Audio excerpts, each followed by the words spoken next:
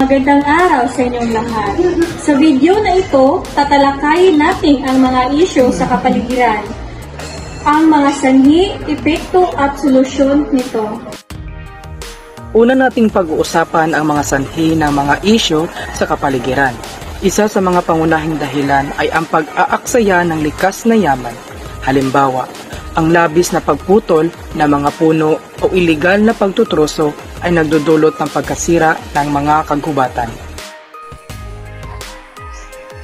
Ang polusyon sa hangin, tubig at lupa mula sa industrialisasyon, transportasyon at iba pang mga gawain ng mga tao ay nagdudulot ng pagkasira ng kalikasan at kalusugan ng mga tao. Ang isa pang mahalagang dahilan ay ang polusyon sa hangin at polusyon sa tubig. Ang mga industrialisasyon at pagsasamantala ng mga likas na yaman ay nagpapalala ng polusyon. Ano ang mga epekto nito? Ang mga isyong pangkapaligiran ay nagdudulot ng malubhang epekto sa kalusugan at kalikasan ng mga tao, sa matinding pagbago ng klima, pagtaas ng level ng dagat, at nagiging sanhi ng mga natural na sakuna.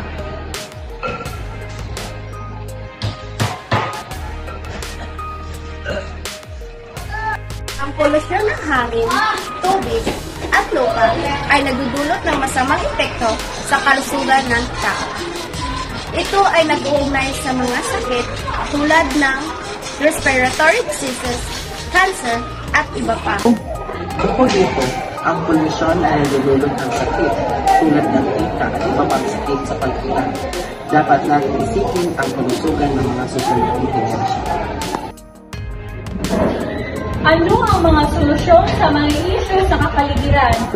Una, dapat tayong maging responsable sa paggamit ng likas na yaman, magtanim ng mga puno at suportahan ng mga proyekto ng reforestation.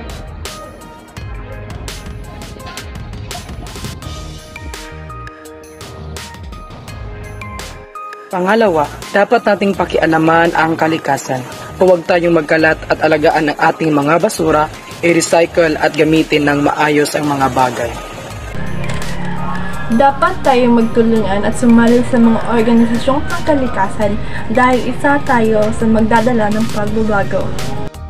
Sa pamamagitan ng pagtutulungan, malulutas natin ang mga isyu sa kapaligiran. Ang ating tungkulin bilang tagapag-alaga ng kalikasan ay mahalaga para sa kinabukasan ng ating planeta at sa mga susunod na henerasyon. Ito ay nagpapakita ng wastong pag-aalaga ng kalikasan tulad sa pagpapatupad ng protected areas at reforestation projects. Ito ay makakatulong sa pagpapabuti ng kalidad ng hangin, tubig at kalikasan. Maraming salamat sa panonood at sama-sama nating pangalagaan ang kalikasan.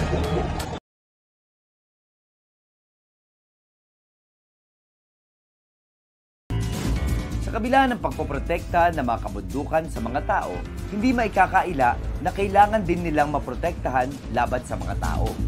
Taon-taon kasi ay pataas din ng pataas ang deforestation rate. Ayon sa DNR, in the last 12 years, nasa more than 161,000 hectares na ang nawawala sa Sierra Madre.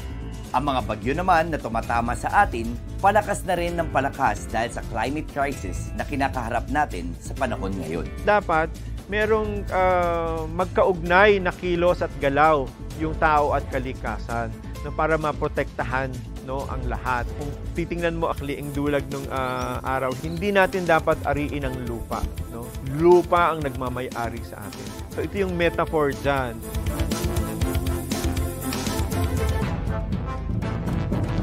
Tuwing September 26, ginugunita ang Save Sierra Madre Day.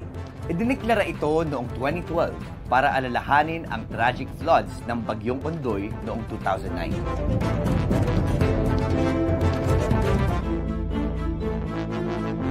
Mula noon hanggang ngayon, napatunayan na ng kalikasan na kaya nitong magdulot ng iba't ibang sakuna. Pero sa kabilang banda, kaya rin naman tayong protektahan ito gaya ng pagpoprotekta at pag-aalaga ng isang ina. Aha!